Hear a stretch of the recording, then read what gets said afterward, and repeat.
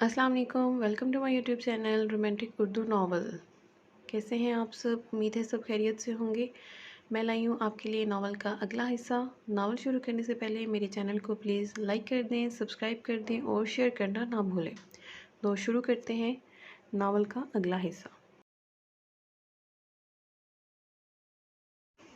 एक राज की बात बताऊं। वानिया ने पलकों की बाढ़ ऊपर उठाई। दुनिया में अगर मैंने सबसे ज़्यादा नफ़रत की है और अगर मुझे ये कहा जाए कि इसका कत्ल तुम पर माफ़ है तो वो एक शख्स है और वो है तुम। वो गौर से सुन रही थी, अंदर तक इसकी बात पर काम कर रह गई। आंखों में मामूली सी नमी छलकने लगी थी, मगर वो फिर भी इस शख्स को समझ नहीं पाई थी और अपने अंदर मचलते सवालों को लबों पर ले ही आई।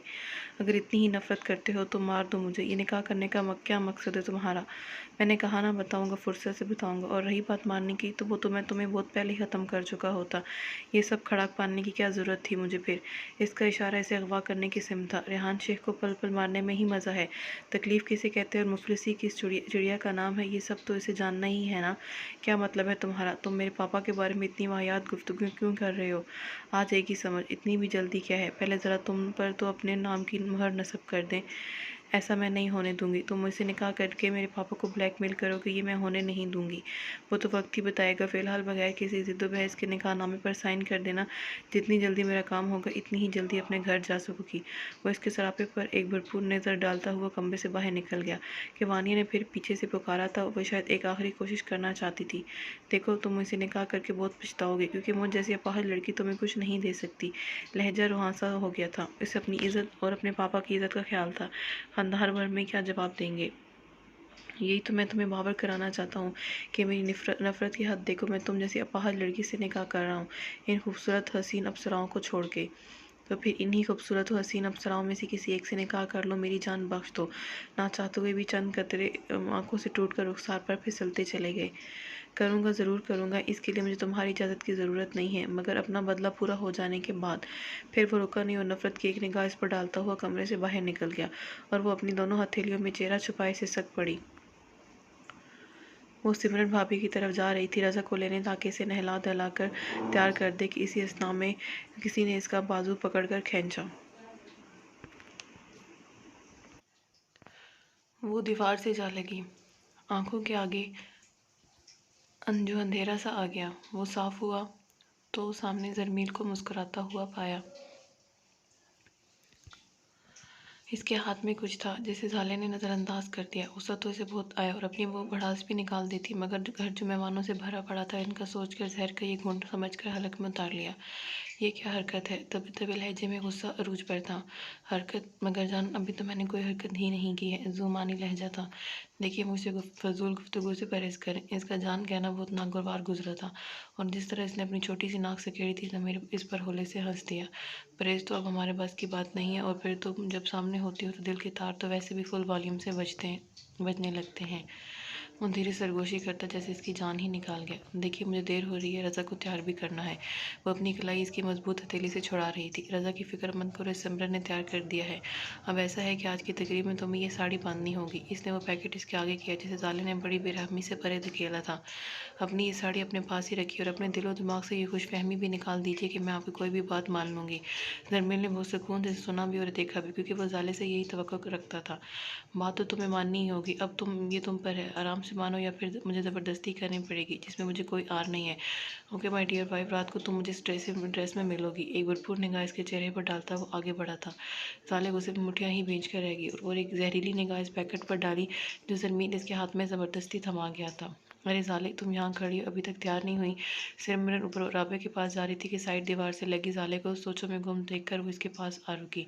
जी, वो अचानक चौंक कर इन्हें देखने लगी। सब खैरियत तो है ना? और ये तुम्हारे हाथ में क्या है? इनकी नज़र इस पैकेट पर पड़ी। साले ने इस पैकेट को घूरा और सिमरन के हाथ में दे दिया। ये आप उन्हें ही वापस कर दीजिएगा और कह दीजिएगा कि जब मुझे उनकी कोई ज़रूरत नहीं है तो उनकी दी हुई किसी भी चीज़ की ज़रूरत नहीं है। गुस्से से इसका चेहरा मुकम्मल सुर्ख हो गया था। आंखों में गुस्से की इशारे देखकर सिमरन का दिल दहर कर रह गया। मगर ये जा वो जा, वो वो अपने पीछे सिमरन को बहुत सी लामतनाही सोचों के गिरदाव में छोड़ गई थी। वो जानती थी कि ज़ाले को ये पैकेट ज़रमील ने दिया। अब वो क्या करे, किसकी तरफदारी करे। अगर ज़रमील की तरफदारी करती तो अरशद साले की ढाल बन के खड़ा हो जाता, जिससे कुछ बैद नहीं कि वो क्या कुछ कर गुजरे। अगर ज़ाले के लिए लड़ेगी तो वो भाई जो इसे सगे भाइयों से ज़्यादा अजीज़ था, जिसने अपनी सगी बहन बनाकर इसके सर पर हाथ रखा था, वो इसकी ज़िंदगी तबाह बर्बाद होते हुए नहीं देख सकेगी। वो ये भी जानती थी कि ज़रमील अपनी गलती पर पेशेमान है, शर्मिंदा है, और इसके दिल में ज़ाले के लिए बहुत सा प्यार भी है, जो ज़ाले को इस वक्त नज़र नहीं आ रहा, या वो अपने बदले के जोश में देखना नहीं चाहती। डर था कहीं इसी अनाव जिद में वो अपना घर तबाह ना कर ले, फिर पछताने के अलावा इसके पास कुछ नहीं होगा, जिसमें सबसे बड़ा हाथ इसके अपने शोहर का था, जो इस वक्त ज़ाले की मोहब्बत में इस कदर अंधा हो चुका था कि सिमरन का ज़रा सा भी बोलना अपनी शामत बुलाने के मुतरादिफ था। इसकी खुद की अपनी ज़िंदगी उलझ कर रह गई थी। ये लो, अब यहाँ खड़ी हैं और मम्मा कब से आपका इंतज़ार कर रही हैं ऊपर। मुस्कुराती हुई आवाज़ पर सिमरन ने रुख मोड़कर देखा, जहाँ आरफीन दूल्हा के रूप में वजाहत और हुस्न का खूबसूरत पैकर लग रहा था। ग्रे शेरवानी पर गोल्डन और सिल्वर और हमरंग दबके की एम्ब्रॉयडरी पर ग्रे कला कुला पहने वो कोई रियासत का शहजादा ही लग रहा था, और चेहरे पर जो दिलकश मुस्कुराहट और चमक थी, वो अनोखा ही मंजर पेश कर रही थी। भाभी, लगता है आप मुझे आज नज़र लगाएंगी, इसने चुटकी बजाई इनके चेहरे के आगे। अल्लाह ना करे कि तुम्हें मेरी या किसी की भी नज़र लगे, और अगर लगे भी तो सिर्फ मकसूम की लगे। बात को मजाक का रूप देकर उन्होंने इसके बाजू पर मुक्का बनाकर मारा था, जिस पर आरफीन होले से मुस्कुरा दिया। इसकी आंखों की पुतलियों पर इस परिवेश का मासूम चेहरा झिलमिला उठा। न जाने क्यों हर बार सोचते वक्त सिर्फ इसी का घबराया चेहरा सामने आ जाता था। ये देखो ज़रा, नाम क्या ले लिया मुतरब, इनके ख्यालों में अभी से गोता जन हो गए। ज़ाले बिल्कुल ठीक रिकॉर्ड लगाती है तुम्हारा। सिमरन होले से हंस दी। भाभी, आप भी कम नहीं है। वो बुरी तरह छीम सा गया था। सिमरन भाभी जल्दी से ऊपर आई है, राबिया आंटी बुला रही हैं। आरफीन की कज़न जान ने ऊपर से ही आंख लगाई थी। वो शायद बहुत जल्दी में था, पलक झपकते में गायब हो गया। देखो सर, तुमसे यहाँ बातों में लगकर भूल गई कि राबिया पप्पू ने बुलाया है। वो तेज़ी से सीढ़ियाँ चढ़ने लगी। क्यों भाई, 9 बजने वाले हैं, किसी को कुछ ख्याल है अभी तक तैयारी ख़त्म नहीं हुई किसी की? क्या 12 बजे के बाद बारात लेकर पहुँचोगे सब लोग? हाल में फ़हीम अहमद गुस्से से गरजे थे। चलो भाई, और कितनी देर करोगे तुम लोग? बड़े पापा गुस्से हो रहे हैं। ज़ाली कमरे में दाखिल हुई, जहाँ सब लड़कियाँ अपनी तैयारी को आखिरी टच दे रही थीं। वाह, सो गुड लुकिंग यार, आज तो ज़रमील भाई तुम्हें देखते ही रह जाएंगे। सी ग्रीन एंड आतिशी कलर की जॉर्जेट की एम्ब्रॉयडरी नारकली फ्रॉक पजामा पर इसकी शहाबी रंगत खूब खुल रही थी। ज़ाले का अपनी कज़न के इस कमेंट पर मुंह कड़वा हो गया, जैसे मुंह में किसी ने कड़वा जहरीला बादाम डाल दिया हो। अपनी बेहुदा बकवास बंद करो और सब शराफत से नीचे आ जाओ। गाड़ियाँ तैयार खड़ी हैं और आरफीन भाई भी गाड़ी में बैठ जा चुके हैं। वो सब पर एक ताहिराना निगाह डालती कमरे से निकल गई। वो सब लोग कोई आधे घंटे बाद बारात लेकर पहुंच गए थे। निकाह हो चुका था, मगर पर्दे का एहतमाम बहुत सख्त था। बहुत सी लड़कियों के दिलों पर तो ओस ही पड़ गई थी। लो, ये क्या बात हुई? हम भला क्या एक दूसरे को देखने दिखाने के लिए तैयार हुई हैं? आरफीन की कज़न माहीन जलकर बोली थी। ठीक कह रही है यार, एक तो इतनी मेहनत की मेकअप पर, ड्रेस पर, सोचा कोई ना कोई डैशिंग लड़का इम्प्रेस हो ही जाएगा, मगर नहीं, ये दुनिया तो बस जलती है हम हुस्न वालों से। एक और कज़न अपने दिल के फफोले फोड़ रही थी, जिस पर हिरा की हंसी छूट गई। कुछ तो शर्म कर लो तुम लोग, कैसी बातें कर रही हो? ज़ाले ने दोनों को घूरा था। हाँ हाँ, तुम्हें क्यों अफसोस होगा, बल्कि तुम तो बहुत खुश होगी। चलो, ज़रमील भाई से जान छूटी। माहीन, तुम वाकई कभी कभी बहुत समझदारी की बातें करती हो, मगर मेरी दुआ है कि अल्लाह करे तुम्हारा ससुराल भी आरफीन भाई के ससुराल जैसा हो। वो जली भुनी माहीन की शक्ल देखने लगी, मगर माहीन वो तो ठीक ठाक तब कर ही रह गई थी। ज़ाली की बच्ची, आई विल किल यू, दांत पीसती हुई बस इसे घूर के इतना ही बोल सकी। निकाह हो चुका था, निकाह के छुआरे बांटे जा रहे थे, मगर दुल्हन को अभी तक स्टेज पर नहीं लाया गया। चलो लड़कियों, जल्दी जल्दी ये छुआरे खाओ, तुम लोग का भी इसी साल निकाह हो जाएगा। सिमरन इनकी टेबल के पास आई और निकाह के छुआरों की बहुत सी थैलियाँ टेबल पर फेंकी। अरे भाभी, कैसे छुआरे, कहाँ के छुआरे और कैसा निकाह? ऐसी शादी में कौन लड़की बैठ के छुआरे खाएगी? माहीन ने मुंह बनाकर कहा, मगर इसके बाद किसी की समझ में नहीं आई। क्या मतलब? अब देखो ना, हम छुआरे खाएं और कहीं से कोई हैंडसम गुड लुकिंग डिशिंग सा बंदा हमें देख ले, तो वो यही कहेगा ना कि जिस नज़ाकत से ये लड़की छुआरे खा रही है, कितनी अच्छी और खूबसूरत लग रही है, और फिर वो वहीं से हमें पसंद कर ले और अपना रिश्ता हमारे घर भेजेगा। मगर यहाँ तो कोई चांस ही नहीं है। वो ठंडी आ भर के रह गई। लाहौल भला कुव्वत। माहीन, किस कदर बेतुकी बकवास करती हो। छुआरे और नज़ाकत को तुमने मिलाया नहीं, बल्कि अच्छी खासी तौहीन करती है। सिमरन ने इसके सर पर हल्की सी चिपत लगाकर बोली और बेवकूफ़ बोलकर आगे बढ़ गई। माहीन, पहले तो शक था, मगर आज यकीन हो गया कि तुम्हारी ऊपर की मंजिल बिल्कुल खाली है। ज़ालिक को भी इसकी बेतुकी रागनी पर हंसी आई थी। वो सब जानती थी कि माहीन को शादी का कितना शौक है, मगर अभी तक बेचारी का सपना पूरा नहीं हुआ था। ज़ाले, तुम तो कुछ बोलो ही नहीं, खुद तो अपनी शादी करके बैठ गई और एक अदद बच्चे की मामा बन चुकी और हमें बैठे तकरीर झाड़ रही हो। कसम से यार, अगर मेरे बस में होता तो सच्ची अपनी जगह तुझे बिठा देती। हाय अल्लाह ना करे जो कभी ऐसा होता तो में इतनी हिम्मत और सब्र है जवान जो इन हटलर से शादी कर सकती हो, हमें तो इतना दमखम नहीं है। वो तौबा करती हुई ऐसे अंदाज में बोली जैसे वाकई कहीं वो इसे बिठा ही देती। माहीन व्हाट माहीन स्टूपिड, ये तुमने हिटलर किसे कहा है? हिरा को अपनी चहेती अजद जान से अजीज भाई को इस कदर पुकारे जाने पर खासा नागवार गुजरा। ओ मैं तो भूल ही गई, हमारे साथ हिरा भी बैठी है। वो दोनों एक दूसरे के साथ हाथ पर हाथ मार के जोर से हंसी थी। जाले ना कि तुम महीन को सख्त सुनाओ, तुम भी इसके साथ दे रही हो। हिरा को जाले का यूं माहीन के साथ हंसकर जरमीन का मजाक उड़ाना बहुत बुरा लगा था। लोग मैं क्यों सुनाऊं माहीन को, वो सच ही तो कह रही है। वो माहीन को एक आंख दबाकर हिरा को देखने लगी, मगर जाले की यह हरकत हिरा से छुपी नहीं रह सकी। तो फिर तुम लोग मरो और खूब मजाक उड़ाओ हर किसी का, मैं यहाँ से जा रही हूँ। वो तनकती हुई उठी चेयर से और माहीन को गुस्से से देखती हुई चली गई। अरे यार वो तो नाराज हो गई, माहीन को इसकी नाराजगी बहुत खुली थी। हाँ तो बहुत गलत बात है, तुम लोगों को रणवीर भाई को हिटलर नहीं बोलना चाहिए था। लाइबा को भी इन दोनों की गुफ्तगू पसंद नहीं आई थी। ये साले हैं ना, ये सब इसी की वजह से हुआ है। माहीन बोली, अरे वाह मेरे खाते में ये इल्ज़ाम क्यों? अब तुम दोनों फिर से मत शुरू हो जाना, जाओ जाकर हिरा को मनाओ। लाइबा को हिरा की फिक्र लाख हो गई। भाई मैं तो अपने बेटे को देखने जा रही हूँ, तुम ही मनाती फिरो हिरा को। वो हाथ झाड़ती बगैर हिरा की नाराज़गी की परवाह की अपनी चेयर से खड़ी हुई। ऐसे कैसे? वो दोनों भी अपनी चेयर से खड़ी हो गई। गलती दोनों की है, दोनों ही हिरा को मनाएंगे। माहीन ने इसे अपने साथ घसीटा था। निकाह हुए आधा घंटा ही हुआ था कि रुखसती का शोर मच गया। यार ये कैसी शादी है? माना दुल्हन का पर्दा मर्द हजरात से है, मगर हम खवातीन को तो अपना चेहरा मुबारक दिखा देती। लाइबा को इससे ज्यादा कलक था मकसूम को ना देखने का।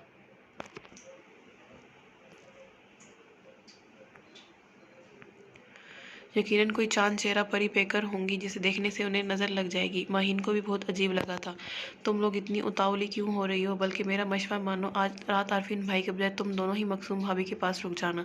जाले रजा को संभालते हुए बोली, तौबा है जाले, सोच समझ के तो बोलो। माहीन इसकी बात सोचकर झीम कर रह गई, जिस पर हेरा समेत वो हंस दी। ये अपनी जाले को ज्यादा ही बेशरम नहीं हो गई है? लाइबा ने माहीन को देखा। बेशरम यार, इसमें कभी शर्म थी ही कहाँ। माहीन ने जाले की ओरियां बाजू पर एक चुटकी भरी जिसे वो सहला कर रह गई, मगर बदला बात के लिए छोड़ दिया। दुल्हन को ड्रेसिंग रूम से लाया जा रहा था। इतनी बड़ी गोल्डन एम्ब्रॉयडरी चादर से दुल्हन को ढांप रखा था कि हाथ तक नजर नहीं आ रहे थे। मकसूम की अम्मी और खाला इसे संभालती हुई बाहर तक लाई थी और आराम से गाड़ी के अंदर बिठा दिया। कोई आधे घंटे में वो सब घर में थे। थोड़ी सी देर के लिए मकसूम बस नीचे बैठी थी, वो भी घूंघट डाले। दुल्हन की ख्वाहिश है कि इसका चेहरा सबसे पहले दूल्हा ही देखेंगे। ये राबिया फूफो थी जो रुखसती से पहले ड्रेसिंग रूम में अकेली मकसूम के पास थी। इस पर वहाँ मौजूद सारे कजन दिल महसूस के रह गए थे। इरादा था जो मकसूम को खूब तंग करना, आरफीन का रिकॉर्ड लगाना, मगर मकसूम की ख्वाहिश मिन्नत ने सब किराए किराए पर पानी डाल दिया। हजला रूसी में आरफीन ने जैसे ही इस मजबूत कदम धरे सामने के मंदिर ने, तो जैसे एक लम्हे के लिए इसे चकरा के रख दिया। इसने तेजी से दरवाजा लॉक किया और ग्लास विंडो की सिमत बढ़ा जो बाहर लॉन की जानब खुलती थी। रूसी लिबास में मुकीद इस दुल्हन को इसने बड़ी सूरत से पकड़ के अपनी सिमत खींचा था जो ग्लास विंडो के बाहर उतर रही थी। मकसूम पूरी तरह से इसकी मजबूत बाहों में कैद हो चुकी थी। नहाई डरी सहमी हुई नजरों से मुकाबिल की आंखों में देखा था, जहाँ हैरतों का एक समंदर मौजूद था। वही मुजस्सम हुस्न सरापा, वही चाँद जैसा चमकता रोशन चेहरा, वही मासूम आंखें जिन्हें देखकर वो इस्लाम में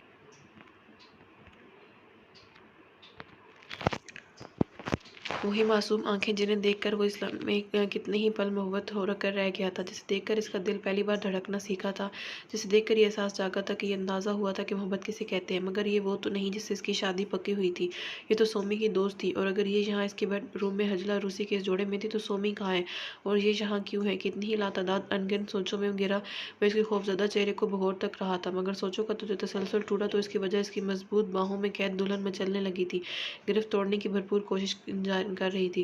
मुझे जाने दें प्लीज़, मुझे जाने दें। आरफीन ने इसे खामोशी से देखा, मगर अपनी इस नापदनाई सोचों का जवाब चाहिए तो जो सिर्फ वही दे सकती थी। पहले आप मुझे ये बताइए कि आप यहाँ क्या कर रही हैं और सोमी कहाँ है? देखिए मुझसे बिल्कुल सच बोलिएगा, क्योंकि झूठ से मुझे सख्त नफरत है। आरफीन का लबो लहजा थोड़ा सख्त हुआ था, क्योंकि ये खानदान भर का मामला था। मकसूम पहले तो चुप रही, मगर बताए बिना कोई हल भी नहीं था। देख मकसूम, सिर्फ 1 घंटे की तो बात है, मैं जल्दी आ जाऊंगी। सोमी तू पागल तो नहीं होगी? आज तेरी मायूं है, तेरे ससुराल वाले आ गए हैं रस्म करने, और तू कह रही है कि मैं मायूं का तेरा ड्रेस पहन कर बैठ जाऊँ? नहीं सोमी, मैं ये रिस्क नहीं ले सकती, कतई नहीं। अगर किसी को पता चल गया कि दुल्हन की जगह इसकी फ्रेंड बैठ गई है तो सच किस कदर शर्मिंदगी का मुकाम है। मकसूम इसकी ये फजूल बात किसी भी तरह मानने को तैयार नहीं थी। तो इसकी फिक्र मत कर, वैसे तो मैं रस्म से पहले आ जाऊंगी। और दूसरी बात कि अगर पूरे हाल में ये बात मैंने पहुंचा दी है कि दुल्हन ने मन्नत मांगी है कि वो अपना चेहरा किसी को नहीं दिखाएगी। ओ माई गॉड सोमी, तू वाकई बहुत पागल है। मकसूम ने अपना सर पकड़ लिया। अब ये सब छोड़ और मेरा ये मायूं का ड्रेस पहन ले, मैं ज़्यादा देर नहीं लगाऊंगी। वो काली चादर में खुद को अच्छी तरह ढांपे पीछे की विंडो से बाहर निकल चुकी थी। मजबूरन इसे मायूं का येलो एंड ग्रीन शरारा पहनना पड़ा। दुपट्टे का बड़ा सा घूंघट निकाल लिया ताकि कोई इसका चेहरा ना देख सके। रस्म हो चुकी थी। जब वो कमरे में आई तो जल्दी से पहले दरवाज़ा लॉक किया और अपने जोरदार धड़कते दिल पर हाथ रखे इसे एतदाल पर लाने की कोशिश करने लगी। चेहरा इतनी ठंड के बावजूद पूरे पसीने में तर था। पूरा वजूद खौफ व हरास से कांप रहा था। निगाहें ऊपर उठाई तो सामने ही बेड पर लेटी सोमी नहायत दिलचस्प नजरों से देख रही थी। होंठों पर खूबसूरत सी मुस्कुराहट थी। कसम से मकसूम, तो इस ड्रेस में इस कदर हसीन लग रही है कि वाकई में लग रहा है कि तेरी शादी हो रही है। इतना रूप आया इस लम्हे तेरे चेहरे पर। सोमी की बात पर मकसूम बुरी तरह झिम के रह गई। अच्छा, बकवास करने की जरूरत नहीं और पकड़ा अपना दुपट्टा, जाने दोस्ती में और क्या क्या करवाएगी। दुपट्टा खुद से आज़ाद करके इस पर उछालती ड्रेसिंग रूम में घुस गई, मगर अपने पीछे इसके कहके की आवाज़ इसकी समाज से महफूज न रह सकी। जल्द ही बारात का दिन भी आ गया। इस दिन भी सोमी ने अपनी दोस्ती की कस्में दी, इसकी मिन्नतें की, यहाँ तक कि इसके आगे खूब रो रो के हाथ पैर जोड़े थे। सोमी, क्या हो गया तुझे? आखिर तू मुझे बताती क्यों नहीं कि तू क्यों अंधेरे में रख रही है? अगर कोई बात है तो मुझे बता, हम मिलकर इसका हल निकालेंगे। वो इसके दोनों हाथ पकड़े शक भरी नजरों से देख रही थी। मकसूद, मैं अभी तुझे कुछ भी नहीं बता सकती, मगर मैं तुझसे वादा करती हूँ कि मैं लौट कर आऊँगी तो तुझे सब सच सच बता दूंगी। वो गिड़गिड़ा के रोने लगी थी। सोमी, किसी मुश्किल में मत फंसा देना मुझे, तुझे तो मालूम ही है कि मेरे हालात कैसे हैं। नहीं, तू बेफिक्र है, कुछ नहीं होगा। इसके नर्म मान जाने वाले लहजे पर सोमी ने कहा। नहीं सोमी, फिक्र की तो बात है। अगर घर में पता चल गया कि तू सोच भी नहीं सकती कितनी बड़ी प्रॉब्लम हो जाएगी। मैंने कहा ना कि कुछ नहीं होने दूंगी, मैं जल्द ही वापस आ जाऊंगी। और आखिरकार बहुत से वादे लेकर वो चली गई। एक बार फिर दुल्हन का भारी सुर्ख जोड़ा इसे अपने नाजुक बदन की जीनत बनाना पड़ा। वो दुल्हन के रूप में सजी सवरी सबसे महंगे होटल में आ गई थी और इस वक्त ड्रेसिंग रूम में बैठी सोमी का शिद्दत से इंतजार कर रही थी कि इसने यहीं आने का कहा था। तो दिल तो जैसे पसलियां तोड़ के अब बाहर ही आ जाएगा। इस कदर घबराहट हो रही थी कि एसी की कूलिंग में भी वो पसीने में पूरी शराबुर हो गई थी। 1 घंटे ज़्यादा टाइम हो गया था मगर सोमी का अभी तक कुछ अता पता नहीं था। वो अपनी जगह से खड़ी हुई, चेहरा तो इसका तकरीबन छुपा हुआ ही था।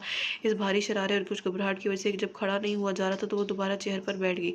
किसी स्नाह में ड्रेसिंग रूम का दरवाज़ा खुला और चंद लोग अंदर आ गए। वो मकसूम अजहर से मकसूम आरफीन बना दी गई। नहीं, ये गलत है, ऐसा नहीं होना चाहिए। आरफीन सोमी की है, इनकी ज़िंदगी में सिर्फ सोमी ही आएगी। मुझे ऐसा नहीं करना चाहिए था। आंटी को सब कुछ सच सच बता देना चाहिए था। निकाह के वक्त ही इनकार कर देना चाहिए था। ये निकाह सरासर गलत है। वो खुद को ही कसूरवार ठहरा रही थी, मगर अब जो हुआ सो हुआ। ये रुखसती किसी भी तरह रोकनी थी और इससे पहले कि वो अपने इरादे पर अमल करती, रुखसती का शोर मच गया।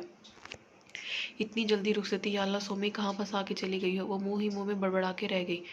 इसे उजला और उसी में बिठा के राबिया चली गई थी। इनके जाने के बाद वो तेज से इस सजे सवर एक बेड से नीचे उतरी, खुद पर बड़ी सी चादर लिपटी को खुद से आज़ाद किया और चारों तरफ देखा। इसे एक ग्लास विंडो नजर आ गई और आरफीन के आने से पहले इस कमरे से भाग जाना चाहती थी और वो कामयाब भी हो जाती अगर किसी ने इसका नाजुक बाजू नहायत जरहाना अंदाज में पकड़ के खींचा ना होता। हाँ, तो ये बात है। आरफीन ने सीने पर दोनों बाजू बांधे इस जाने तमन्ना को देखा था। जी, नज़र झुकाए धीमी आवाज़ में अपना इकरार जुर्म कबूल कर गई। इसका मतलब आपकी मायूं रस्म हुई तो मेरे नाम की, आपके हाथों पर मेहंदी लगी तो वो मेरे नाम की। दुल्हन का ये सुर्ख जोड़ा अपने नाजुक वजूद पर सजाया। सबसे बड़ी और अहम बात कि आपका निकाह भी मुझसे हुआ, तो फिर शबी ज़वाफ भी आपके साथ ही मनानी चाहिए। किस कदर भरपूर मुस्कुराहट होंठों पर सजाए इसके दिलकश खूबसूरत सरापे को नहायत बेबाक नज़र से बगौर तक रहा था। मकसूम की तो जैसे जान ही निकल गई। इसने अपना भारी सुर्ख आंचल मजबूती से पकड़ लिया, जैसे वो अपने कहे पर अमल ही ना कर ले। वो खौफजदा होकर पीछे जाने लगी और आरफीन इसकी खौफजदगी को देखकर बहुत महफूज होता हुआ आगे बढ़ा था, यहाँ तक कि वो पीछे दीवार से बिल्कुल चिपक कर रह गई थी। देखे, मैं कहती हूँ आप वहीं रुक जाइए वरना मैं आपको जान से मार दूंगी। जाने कैसे जबान बिना सोचे समझे फिसल गया। आरफीन होले से हंस दिया और 2 कदम आगे बढ़ाकर इसके करीब झुका था। हम तो आपको पहली नज़र में ही देखकर अपनी जान से हार गए थे मिसेज आरफीन। इसकी धीमी सरगोशी पर वो कान के लुओं तक सुर्ख पड़ी थी, आंखों में नमी आ ठहरी थी। वो खुद को इसके पहाड़ जैसे वजूद के आगे बिल्कुल बेबस महसूस कर रही थी। आरफीन की नज़र जब इसके सभी चेहरे पर पड़ी तो वो अपना मजाक इसे महंगा पड़ता नजर आया। इसका चेहरा मुकम्मल सफेद और सर्द पड़ने लगा था। वो इससे कुछ फासले पर खड़ा हो गया था। आई एम सॉरी, मैं तो सिर्फ मजाक कर रहा था, वरना यकीन जानिए मेरा इरादा आपका दिल दुखाना बिल्कुल नहीं था। मकसूम ने नज़र उठा के देखा। आरफीन की नज़रों में इसे मुकम्मल सच्चाई नजर आई थी। इसने अपनी शेरवानी की जेब से रुमाल निकालकर इसकी सिमत बढ़ाया। ले लो और अपने आंसू को साफ कर लो, तकलीफ हो रही है मुझे। मकसूम ने नहायत अजीब नज़रों से देखा था मगर रुमाल लेने के लिए हाथ आगे नहीं बढ़ाया था। पकड़ लो वरना ये जिसारत मुझे ही करनी पड़ेगी। इसके रुखसार पर बिखरे मोतियों को बगौर तकते हुए जुबानी लबो लहजे में इसे कहा था। मकसूम इसकी बात समझते हुए फौरन से पेशतर वो रुमाल थाम के अपने बहते आंसुओं को साफ करने लगी थी।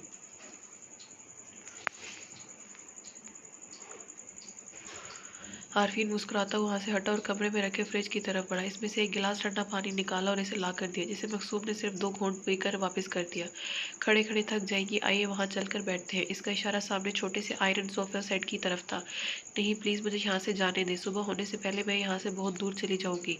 भीगी भीगी घनेरी पलकों की बाढ़ ऊपर उठाई। अच्छा, फिर इसके बाद क्या होगा?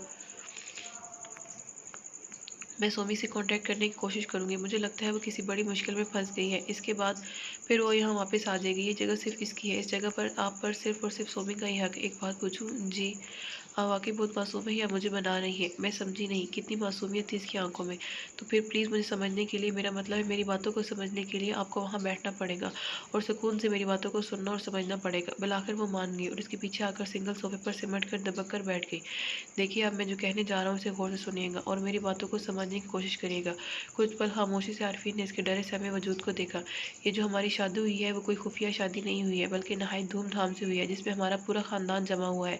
रिश्तेदार, दोस्तों, अहबाब, मोहल्ले वाले, किसी से ये शादी छुपी नहीं है। मगर वो सोमी ने क्यों किया ये तो ना मैं जानता हूँ ना ही आप। लेकिन अगर आप यहाँ से इस तरह छुप कर बिना किसी को भी कुछ बताए चली जाती हैं तो इतनी बातें चाहे मैं गोइयों होंगी जिसका आपको कतई अंदाजा नहीं है। इसके अलावा हमारे दोनों खानदानों की बदनामी अलग। और मेरा नहीं ख्याल कि ये आप सब ये चाहेंगी। नहायत सूरत से अरफी ने अब इसे अपना मुद्दा समझाया था। अच्छा, एक बात तो बताइए, आपका नाम क्या है? क्योंकि निकाह तो मेरा मकसूम अजहर से हुआ है, जो कि निकाह नामे पर यही नाम दर्ज है। अब मेरी समझ में ये नहीं आ रहा कि आपको क्या कहूँ। आप इसे इत्तेफाक समझे या मेरी बदकिस्मती कि मेरा नाम भी मकसूम अजहर है। नहायत धीमे लहजे में खुद को मोरद इल्ज़ाम ही ठहराया था। ऐसा तो आप सोचती हैं, अगर आप मेरी सोच पढ़ सकती तो आप अपनी किस्मत पर नाज करती। अपने जुबानी लहजे में वो बहुत कुछ बावर करा गया था। अगर वो समझ सकती तो, मगर वो तो अपना ही दुख और गम रो रही थी। आरफीन की आंखों में पनाह मोहब्बत नजर ही नहीं आ रही थी। देखिए, आप मुझे इधर उधर की बातों में उलझाइए मत और मुझे यहाँ से जाने दें। इसने आज इसी से कहा था और इसकी सिमत देखा था। ओ माय गॉड, ठीक कहा है फिलासफर ने कि हर खूबसूरत चेहरे की अकल बिल्कुल खाली होती है। देखिए, कब से आप देखिए देखिए कर रही है, इसमें कोई शक नहीं कि मैं इस वक्त सिर्फ और सिर्फ आप ही को देख रहा हूँ। दिलकशी से मुस्कुराते हुए इसे छेड़ने लगा था। मकसूम इन 2-3 निगाहों से घबरा के रह गई और निगाह चुराने लगी थी। आरफीन ने बगौर इन निगाहों को देखा था। एनीवेज, अब ज़रा सीरियस हो जाए। वो अपनी जगह से खड़ा हो गया। आप यहीं रुके, मैं ज़रा अभी आता हूँ। मगर आप मुझे अकेला छोड़ के कहाँ जा रहे हैं? वो भी सोफे से घबराती हुई उठी थी। बेफिक्र रहो, थोड़ी देर के लिए मेरे बगैर अकेला रहना पड़ेगा। फिर जुमानी लैम जुमला जिसके हक पले नहीं पड़ा था वो मुस्कुराता हुआ दरवाजे की तरफ बढ़ने लगा, मगर फिर कुछ सोचकर वापस पलटा था। और हाँ, फिर से इस गिलास विंडो से बाहर उतरने की कोशिश मत करना। बाहर लॉन में टाइगर्स खोल दिए गए हैं और उन्हें मेरी तरह हसीन चेहरे बहुत पसंद हैं। वो इसके दुल्हापे सरापे पर एक भरपूर नज़र डालता कमरे से निकल गया था। वो इसकी सिर्फ एक बात समझी थी कि बाहर लॉन में टाइगर्स हैं। वो डरती हुई फिर से सोफे में दबक कर बैठ गई थी। वो राबिया के रूम का दरवाज़ा धीरे धीरे बजा रहा था। इस वक्त कौन है? वो ब्लैंकेट से निकल कर दरवाजे पर आई और दरवाज़ा खोला तो सामने ही आरफीन को खड़ा पाया। अरे आरफीन बेटा, तुम इस वक्त सब खैरियत तो है ना? वो घबरा गई थी। मम्मा, क्या मैं अंदर आ सकता हूँ? हाँ चांद, क्यों नहीं, आओ। वो अंदर ही अंदर डरी जा रही थी कि दिल किसी अनहोनी बात को सोच सोच कर दहलाया जा रहा था। इसने आराम से सारी बात राबिया को बताई। ओ माय गॉड आरफीन, ये तो बड़ा गंभीर मसला हो गया है। अब क्या होगा?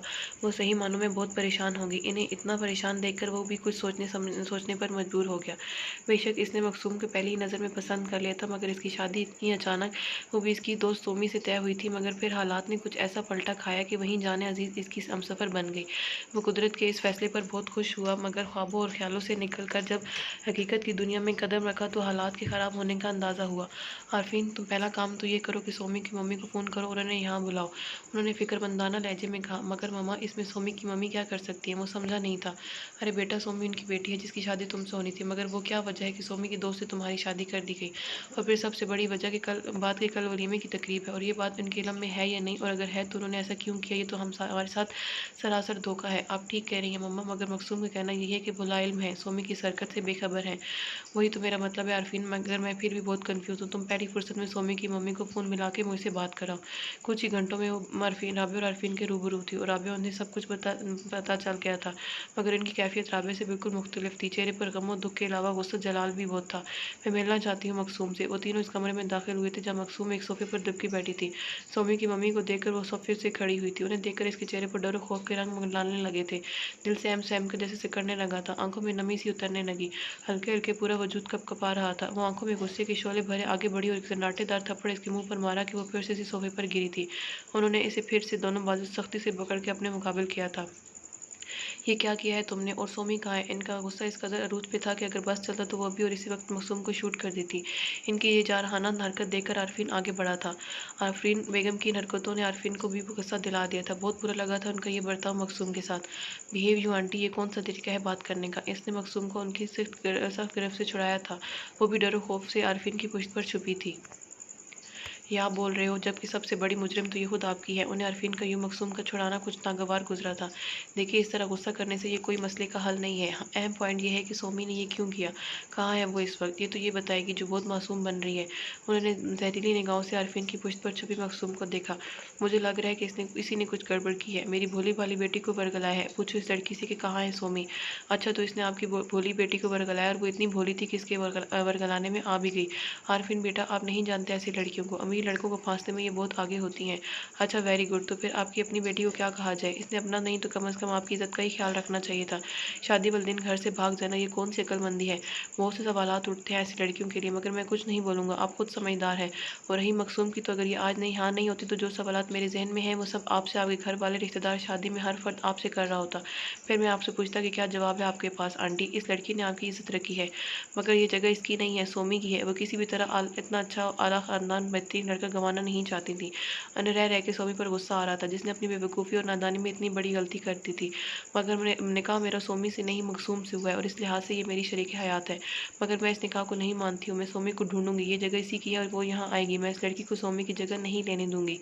फिलहाल तो आप सोमी को ढूंढिए, पता करें वो कहाँ है। बाकी बातें बात की हैं। इसने भी हतमी फैसला सुना दिया था। आरफीन, बहुत होगी, अब खामोश रहो तुम। राबिया को बीच में टोकना ही पड़ा। आई एम सॉरी आरफीन कुछ ज़्यादा ही बोल गए हैं। अहम बात तो अब यह है कि कल वलीमा है और कल आपके पूरे ख़ानदान को यहाँ आना है। तकरीब में तो वो सब मकसूम को देखकर बहुत से सवालात उठाएंगे, और फिर बहुत सी रसूम वगैरह। इसके बारे में क्या सोचा है आपने। राबिया ने नहायत तसल्ली से पूछा था। पहली बात तो ये है राबिया कि मुझे आरफीन बेटे की कोई बात बुरी नहीं लगी, क्योंकि इनका बदलाव की जिम्मेदारी भी यही लड़की है, जिसने मेरी अपनी सगी बेटी को वर्गला के जाने कहाँ भगा दिया है। आंटी, आप फिर जाती कर रही हैं। आरफीन चुप नहीं रह सका। एनीवेज, ये तो वक्त के साथ आपको खुद पता चल जाएगी। और दूसरी बात आपसे राबे ये कहनी कि कल का वलीमा और तमाम रस्म वगैरह पोस्टपोन कर देना चाहिए। हाँ, आप ठीक कह रही है। इस मसले का ये एक और हल है, मगर मकसूम का क्या बोलकर अपने खानदान में तारफ़ करवाऊँ। उन्होंने एक अहम नुकता आगे रखा था। निकाल कर बाहर फेंक दीजिए। किस कदर तजलील तहकीर थी इनके लबो लहजे में। आरफीन के पहलू में छुपी नाजुक सी मकसूम का दिल कट कर रह गया।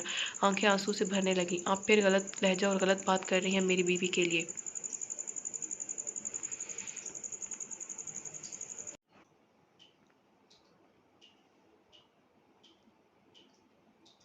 बीवी तंजिया हंसी हंसते हुए उन्होंने एक कहर आलूद नज़र इस फहमी चिड़िया पर डाली। आफरीन, ये मसले का हल नहीं, आज सुबह मुझे सबके आगे जवाब दे होना है। हमारी इज्जत है। बेशक बेटी घर से आपकी गई है, मगर रिश्ता तो इसका मेरे घर के साथ जुड़ने जा रहा था। और मुझे ये बात नापसंद है कि कोई भी शख्स किसी की बेटी पर उंगलियां उठाए। इसलिए प्लीज़ मैं आपसे रिक्वेस्ट करती हूँ कि गुस्सा जलाल को एक तरफ रख के कोई समझदारी की बातें करें। हालांकि उन्हें भी आफरीन की बातें पसंद नहीं आई थी, मगर वो खामोशी में ही बेहतरीन समझती थी। ओके, तो फिर एक हल और भी है। मैं मकसूम को भी इसी वक्त अपने साथ अपने घर ले जाती हूँ। जी। राबिया ने हैरानी से उन्हें देखा, और उनकी बात पर वहीं बिल्कुल बेसाख्तगी में मकसूम ने पीछे से आरफीन का बाजू अपनी मुट्ठी में दबोचा था। आरफीन की इस लम्स पर हंस अलर्ट हो गई थी। वो साफ इस वजूद की कपकपाहट महसूस कर सकता था। नहीं आंटी, मकसूम यहाँ से कहीं नहीं जाएगी। आरफीन के लहजे में सख्ती थी, और यही कुछ इरादा राबिया का भी था। क्यों क्यों नहीं जाएगी। ये मेरी बेटी की सहेली है, ये मेरे घर पर रहेगी, और जब सोमी आ जाएगी तो वो यहाँ आएगी, और मैं सोमी का हक इसे मारने नहीं दूंगी। नफरत से इसे देखा था। तो आप सोमी के आने का इंतज़ार कीजिए, मगर मकसूम यहाँ से किसी सूरत नहीं जाएगी। आरफीन, बिल्कुल ठीक कह रहे हैं आफरीन, हमें पहले सोमी के घर आने का इंतज़ार करना चाहिए, और रही मकसूम तो वो यहीं रहेगी सोमी के आने तक। राबे ने मुकम्मल आरफीन का साथ दिया था। आफरीन खामोश हो गई। ऑल राइट, जैसे आप मुनासिब समझे। वैसे भी अब बहुत टाइम हो गया, फजर होने वाली है, मुझे चलना चाहिए। घर वहाँ भी जवाब दे होना है। वो खामोशी से वहाँ से मकसूम को एक और नज़र और घूरती ही बाहर निकल आई। इनके पीछे राबे भी चलती हुई चली आई। अगर आपकी इजाज़त हो तो दरवाज़ा बंद कर दूँ। लहजे को बशाश बनाते हुए जुमानी अंदाज में इसकी भीगी भीगी आंखों में झांका था। जी प्लीज़ बंद कर दीजिए। इसके लबो लहजे में हो साफ डर और खौफ बोल रहा था। आरफीन का जुमानी लहजा इसने समझा ही नहीं था, जिसका आरफीन को इसी तरह अंदाज़ा था। मगर कैसे, या तो आप मेरे साथ वहाँ तक आइए, या फिर अपनी इन नाजुक हथेलियों में गिरफ्त से मुझे आज़ाद कर दीजिए। हालांकि मैं ये चाहता नहीं हूँ। अब वो पूरी तरह इसका इशारा और इसकी शरारत समझ गई थी, और बुरी तरह झिमते हुए अपनी हथेली इसके बाजू से हटाई थी। वो मुस्कुराता हुआ दरवाज़ा बंद करने आगे बढ़ा था। पूरी रात वो रोती रही थी अपनी इस तरह किस्मत बदल जाने पर। वो अपने नसीब से शिकवा कुना थी। आफरीदी कौन है यूं इसकी ज़िंदगी में आया कि इसे संभलने का मौका ही नहीं मिल पाया, और इसके बीच ऐसी कौन सी दुश्मनी है जिसका अजाला मेरी ज़ात से किया गया। मैं जो एक नामुकम्मल लड़की हूँ। आफरीदी ने मज़ीद मेरी शख्सियत मसख कर रख दी। यही सब कुछ जो इस पर बीता था वो सोच सोच कर फूट फूट कर ज़ारों के तार रोती रही, यहाँ तक कि सुबह के 7 बज गए और फिर नींद ने इसकी सोचों पर, इसके आंसू पर गलबा पा लिया था। ब्लैक 3 पीस सूट में वो चलता हुआ अंदर दाखिल हुआ था। मुलाजमा जो सफाई कर रही थी ड्राइंग रूम के सामने खड़े इस अनजान चेहरे को देखकर हैरानी भरी नज़रों से तकने लगी थी। वानिया शेख कहाँ है? मुख्तसर सा सवाल था, यानी इसके आगे कोई सवाल नहीं।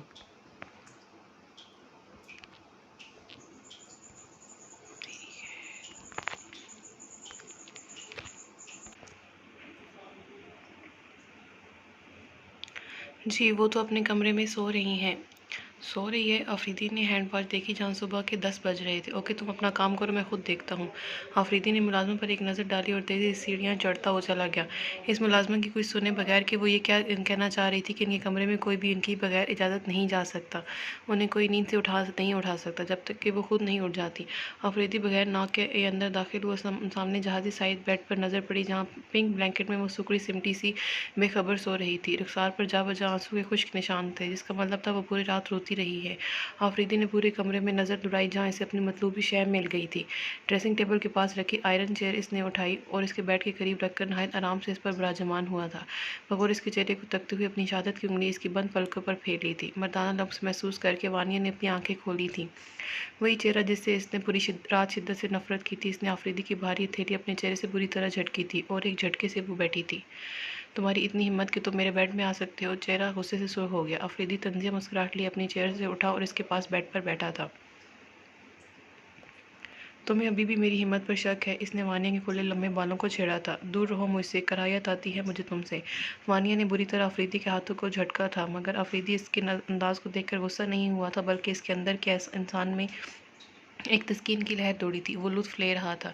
मगर क्या करे, अब तुम्हें इसी कराहियतज़दा इंसान के नाम के साथ अपनी पूरी ज़िंदगी गुजारनी पड़ेगी। वानिया आफरीदी, नहीं, मैं ऐसा कुछ भी नहीं होने दूंगी। मैं बहुत जल्द इस नाम से छुटकारा पा लूँगी। वो सिर्फ इसे घूर के रह गई थी।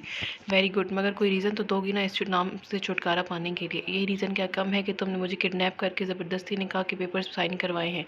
मगर इस रीज़न का कोई सबूत नहीं। वो फुल इसे चढ़ाने के मूड में था और वो कामयाब भी रहा था अपनी हरकत पर। वो सब मैं कुछ नहीं जानती, बस इतना जानती हूँ कि मैं किसी भी कीमत पर तुमसे तलाक लेकर रहूँगी। मेरे बाबा का बहुत असर रसूख है। वो फुनकारी थी। चलो फिर देखते हैं तुम्हारे बाबा रेहान शेख का असर रसूख, मगर मेरी एक बात तुम कान खोल कर सुन लो।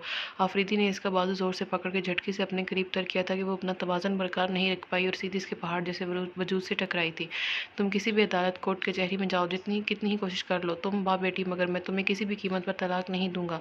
यूँ समझ लो कि तुम मेरे वजूद का वो नासूर बनकर रहोगी जिसे मैं तुम्हारी लाख कोशिशों के बावजूद पर काट कर नहीं फेंक सकता।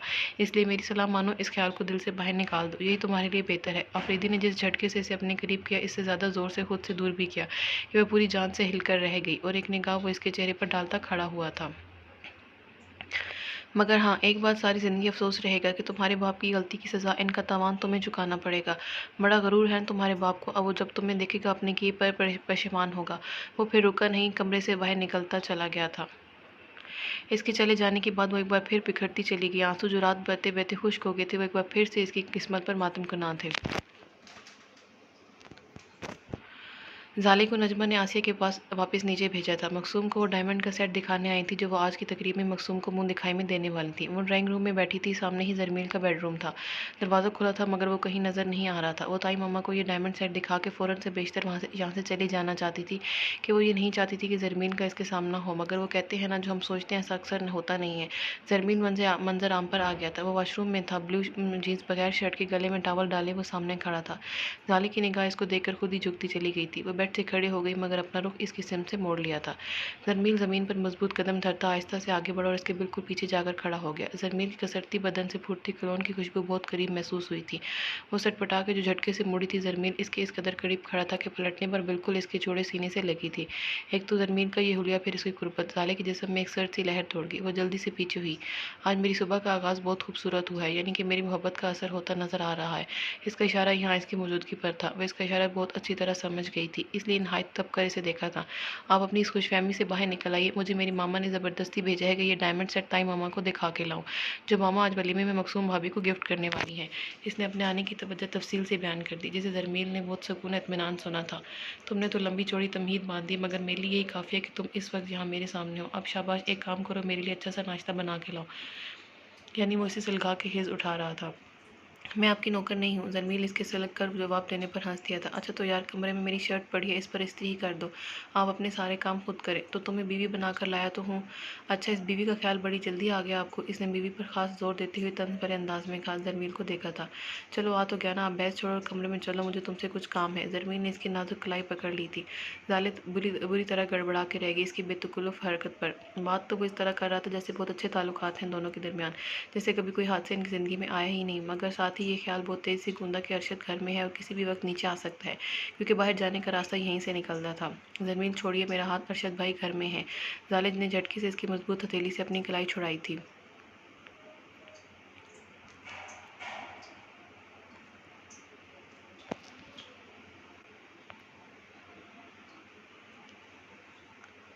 मैंने तुमसे कहा था ना कि मुझे तुम्हारे और अपने बीच किसी तीसरे वजूद का जिक्र बर्दाश्त नहीं है, और तुमने फिर इस साले का नाम लिया। जरमील, माइंड योर लैंग्वेज। अब आप गालियाँ भी बकने लगे हैं, शर्म आनी चाहिए आपको।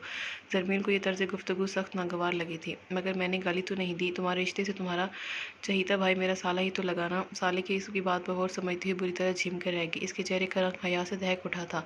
जरमील ने बड़ी चाह से इसके कोसे कज़ा के इन रंगों को अपनी निगाह से दिल में उतारा था। जाले, नहायत धीमी आवाज़ में पुकारा था, जैसे कोई फसूक भौंका हो। जाले ने स्याह गनेरी पलकें बमुश्किल ऊपर उठाई थी। सब कुछ भूलकर वापस मेरे पास आ जाओ। पहले तो वो खामोश रही, इसके चेहरे को इसकी सरमही आंखों भगोर तकती रही। एक लम्हे को वो सब कुछ भूल भी जाए, मगर अपनी अना पर लगी कारी ज़रब, अपनी ज़ात को वो ठुकराया जाना, निस्वानियत की बेइज्जती नहीं भूल जाना इतना आसान नहीं था। 2 साल में जल जल जल कर सलग कर वो अब जिस आग में जली थी, इसकी मामूली सी भी तपिश का जरमील को अंदाज़ा नहीं था, वरना वो ये बात इतनी आसानी से नहीं भूलता। नहीं, कभी नहीं। मैं आपके पास वापस नहीं आऊँगी। आपके लिए चाहे भूल जाना आसान हो, मगर मेरे लिए वो सब कुछ, वो एक रात भूलना मुश्किल ही नहीं, नामुमकिन भी है। इन 2 सालों में जितना मैं और मेरे चाहने वाले तड़पे हैं, आप इसका दावा नहीं कर सकते। सब उस कांच समंदर से भरने लगे थे। मैं आपसे नफरत करती हूँ, शदीद नफरत। मत आया करें मेरे सामने, मुझे वो लम्हात फिर से याद आने लगते हैं। जख्म उधड़ने लगते हैं, आपको देखकर तकलीफ होती है मुझे। वो फिर रुकी नहीं सकती हुई वहाँ से भागती हुई ऊपर गई, और वो वहाँ पत्थर का मुजस्मा बनकर रह गया, ऐसा ग्लेशियर जो जाने कब जाले की मोहब्बत की गर्मी से पिघलेगा।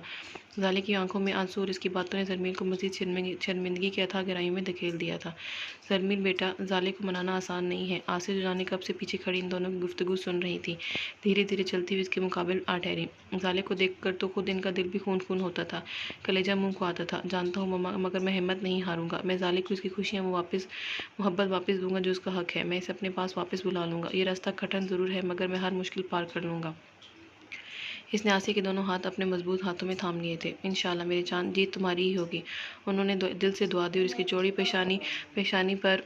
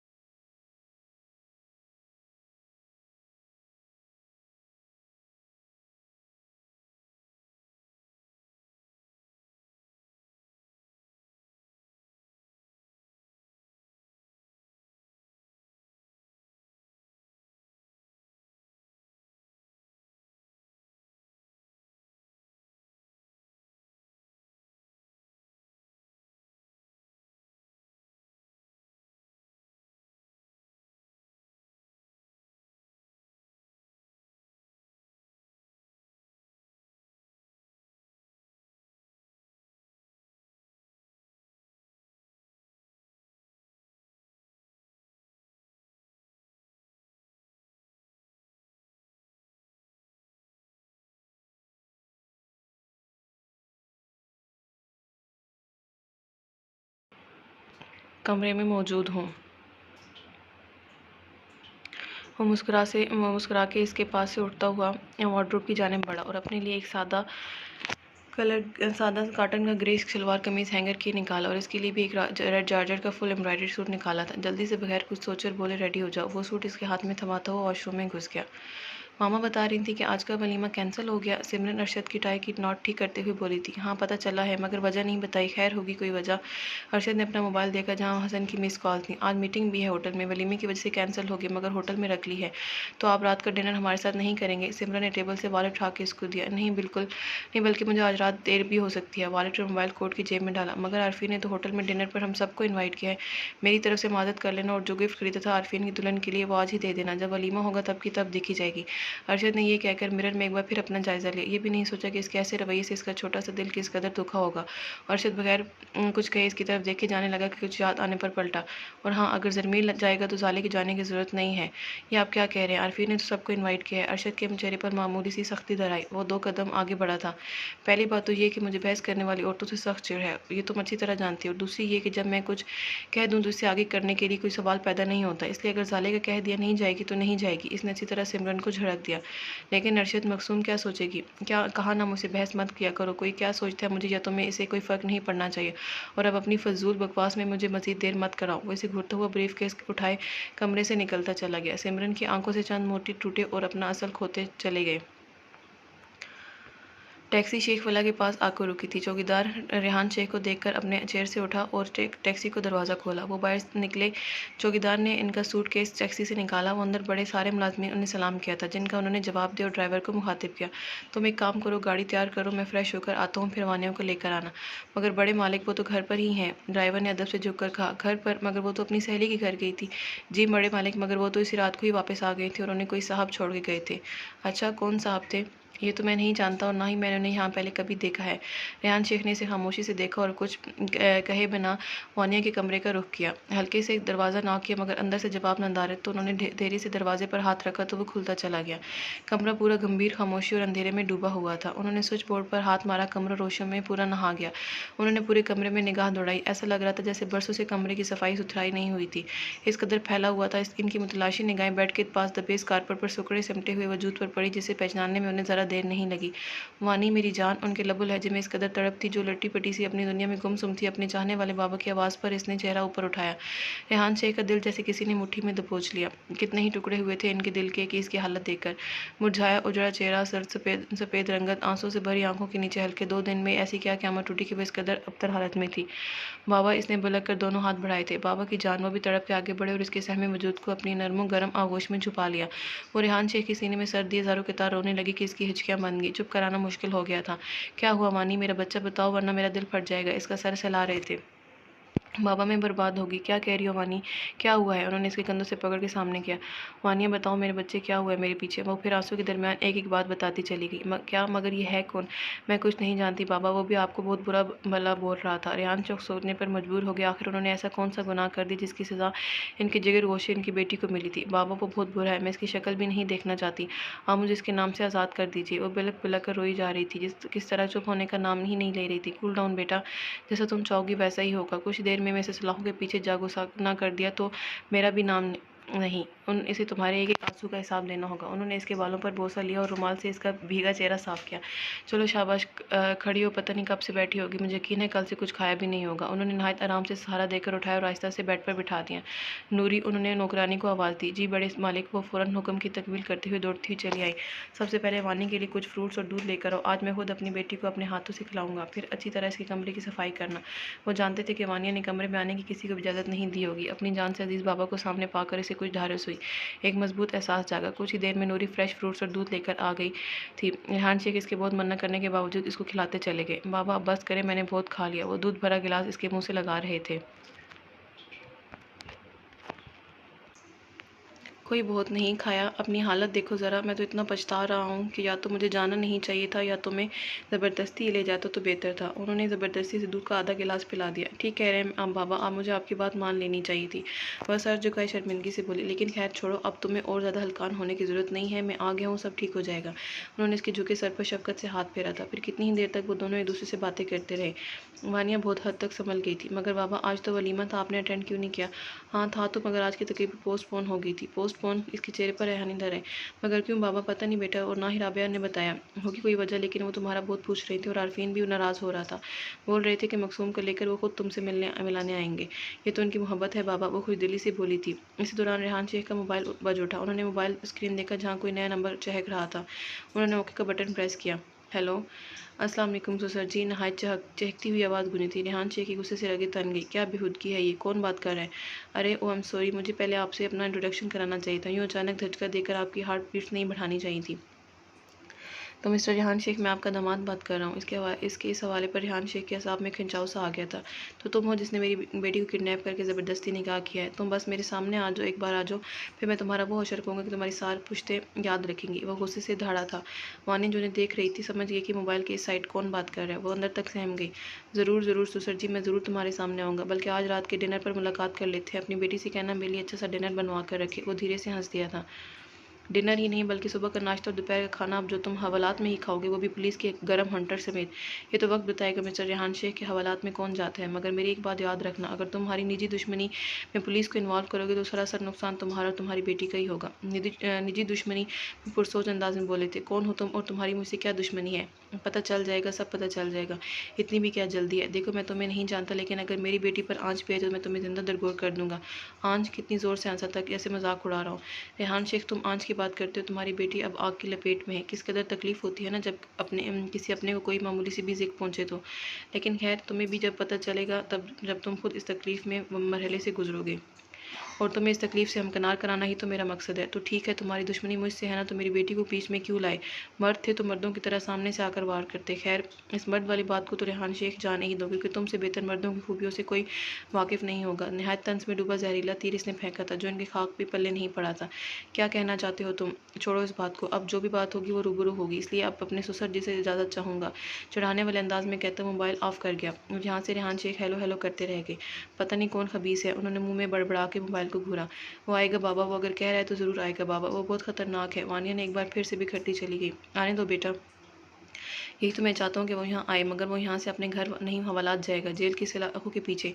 जब खुराक मिलेगी तो आइंदा तुम्हारा नाम भी ज़बान पर लाने के लिए 100 बार सोचेगा। वो वानिया का सर अपने सीने से लगाकर शफकत से इसका सर सहलाने लगे। इसके नैन कटोरे फिर से भरने लगे थे। वो अच्छी तरह जानती थी कि इसके बाबा की ये तसल्ली सिर्फ तसल्ली ही रहेगी। वो आएगा, अपने कहे पर अमल करेगा, अभी से इसका दिल डूबता जा रहा था।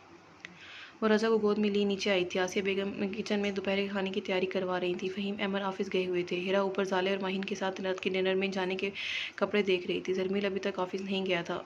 वो नीचे आई इसी मकसद से थी कि वो किस तरह जरमील को रात के डिनर से मना कर दे, मगर कैसे, यही समझ नहीं आ रहा था। जरमील, अरशद और जाले, ये तीनों तो कौन इसकी ज़िंदगी में अहम है, मगर इन तीनों की सर जंग में इसका नातवा वजूद करची करची हो रहा था। वो अंदर ही अंदर इन जख्मों में घुलती जा रही थी। इन्हीं सोचों के हाथे में घिरी वो जरमील के बेडरूम में चली आई। अरे सिमरन, तुम खैरियत? धर्मील ने जब सिमरन को गोद में रज़ा को देखा तो अपना काम छोड़कर इसकी तरफ बढ़ा। अच्छा हुआ तुम आ गए, मेरा रज़ा को देखने का बहुत दिल कर रहा था। अब तुम इसे मुझे दो, प्लीज़ मेरी शर्ट पर इस्त्री कर दो। धर्मील ने रज़ा को सिमरन की गोद से ले लिया। वो भी खून इसका लपक कर इसकी गोद में आया था। धर्मील इसलिए बेड पर बैठ गया और सिमरन एक गहरी नज़र इन बाप बेटे पर डालती अपनी सोचों को झटकती आयरन स्टैंड की तरफ बढ़ी थी। रात में अरफीन ने सबको डिनर पर इन्वाइट किया है। शर्ट पर इस्त्री फेरने लगी थी। हाँ, मुझे भी खाए, मगर मैंने माजरत कर ली। वो रज़ा के फूले फूले सर को सफ़ेद गाल पर प्यार करने लगा। सिमरन की बात से कुछ सुकून हुआ। अच्छा, मगर क्यों? वो फिर भी दिल की तसल्ली मकसूद थी। असल में नैरोबी से एक डेलीगेशन आ रहा है। डैडी चाहते हैं कि वो मैं देख लूँ, इसलिए इनका ऑर्डर ये भी है कि रात का डिनर उन्हें मैं दूँ, मगर मैंने इसे बोल दिया कि नेक्स्ट संडे का डिनर मेरी तरफ से होगा सबका। चलो शुक्र है मुझे मना करना नहीं पड़ा, वरना जिस कदर मेरा दिल दुख रहा है वो मैं या मेरा रब ही जानते हैं। वो ये सब सोचती हुई शर्ट पर इस्त्री करके इसे थमाने लगी। सिमरन, गालबन तुम मुझसे कोई बात करने आई थी? अब वो फॉर्मल बोल रहा था या फिर इसके आने की वजह से अंदाज़ा लगा गया था, वो समझ नहीं सकी। सिमरन ज़मील ने इसके चेहरे के सामने एक चुटकी बजाई। वो चौंक कर इसे देखने लगी। नहीं नहीं, मैं तो ऐसे ही आई थी। इसने ज़मील से रज़ा को लिया। Are you sure? यस। वो निगाहें चुरा गई। ओके, मुझे अब देर हो रही है, निकलना चाहिए। ओके जूनियर, अब इजाज़त है। इसने रज़ा के बाल बिगाड़े तो वो कुलकारियाँ भरने लगा। इसके चले जाने के बाद सिमरन ने पूरे कमरे का जायज़ा लिया। जहाँ बेड पर साइड टेबल पर इसे साले की खिलखिलाती हुई तस्वीर नजर आई, जिसे वो गहरी नज़रों से देखती हुई कमरे से निकलती चली गई। जैसे जैसे शाम के साए गहरे होते जा रहे थे, इसके दिल में भी गहरे साए उतरते जा रहे थे। चंद घंटों की मुलाकात में वो इतना तो पहचान ही गई थी कि वो अपने कहे पर अमल ज़रूर करेगा। रेहान शेख के बहुत इसरार करने पर वो अपने कमरे से बाहर नहीं निकली थी। चुपचाप बेड पर सिकुड़ी सिमटी बैठी थी, मगर रेहान शेख इसे तसल्ली दे गए थे कि वो इसके कमरे में तो क्या, अब अभी कभी इसकी नज़रों के सामने भी नहीं आएगा। रात के 8 बज गए थे और उसका कोई नामो निशान ना था। वानी बेटा, वो अब नहीं आएगा, बेफिक्र होकर सो जा, वो डर क्या है। बाबा आप सच कह रहे हैं ना? इसके नैन कटोरों में डरो खौफ के सिवा कुछ ना था, और यही सब रेहान शेख से देखा नहीं जा रहा था। इनकी चहेती लाडली इकलौती बेटी वैसे ही दुनिया से मुंह मोड़े बैठी थी। इस पर इस अजनबी शख्स ने मजीद इसका रहा सा एतमाद भी खो दिया था। दिल तो ये कह रहा था कि इसका सीना गोलियों से छलनी कर दें, अपनी शनाख्त तक भूल जाए। हाँ मेरी जान, मैं सच कह रहा हूँ, जब तक मैं ज़िंदा हूँ वो यहाँ नहीं आएगा। इसी दौरान इनका मोबाइल चीख उठा। उन्होंने वानिया को देखकर मोबाइल को ओके का बटन प्रेस कर दिया। वाट? मगर मोबाइल इसके पास जो भी था, इसकी बात ने रेहान शेख को पूरी जान से हिला के रख दिया। मगर कैसे? और चौकीदार कहाँ मर गया था? सर मुझे तो ये खुद खबर किसी ने मोबाइल पर दी थी, तो मैंने फ़ौरन सब कुछ छोड़ छाड़ कर यहाँ पहुँचा हूँ सर। यहाँ सब कुछ राख हो गया है, मट्टी का ढेर हो गया है। ओके तुम वहीं रुको, मैं अभी पहुँचता हूँ। उन्होंने मोबाइल ऑफ कर दिया। बाबा सब खैरियत तो है ना? अपने प्यारे बाबा को यूँ परेशान और हरासा देख कर वो लम्हे भर के लिए अपनी परेशानी भूल गई। नहीं कुछ खैरियत नहीं, हमारे कपड़े की फैक्ट्री में आग लग गई। इसमें करोड़ों के हिसाब से कपड़ों के थान थे। सेक्रेटरी बता रहा है सब कुछ जल गया, मुझे फ़ौरन वहाँ पहुँचना होगा। वो अपनी परेशानी और गम में ये भूल गए कि वानी किस कदर डरी सहमी परेशान है। वो जल्दी से वहाँ से निकले थे। वानिया अगर अकेली मज़ीद परेशान हो गई। कितनी मेहनत से इसके बाबा ने ये फैक्ट्री खड़ी की थी, बल्कि सारा माल बाहर से मंगवाया था, और लम्हों में सब कुछ शोलों की जद में आकर खाक हो गया। वो नहीं सोचो में मेवती की अचानक लाइट चली गई। कमरा पूरा अंधेरे में डूब गया था कि वो खुद के साया भी नहीं नज़र आ रहा था।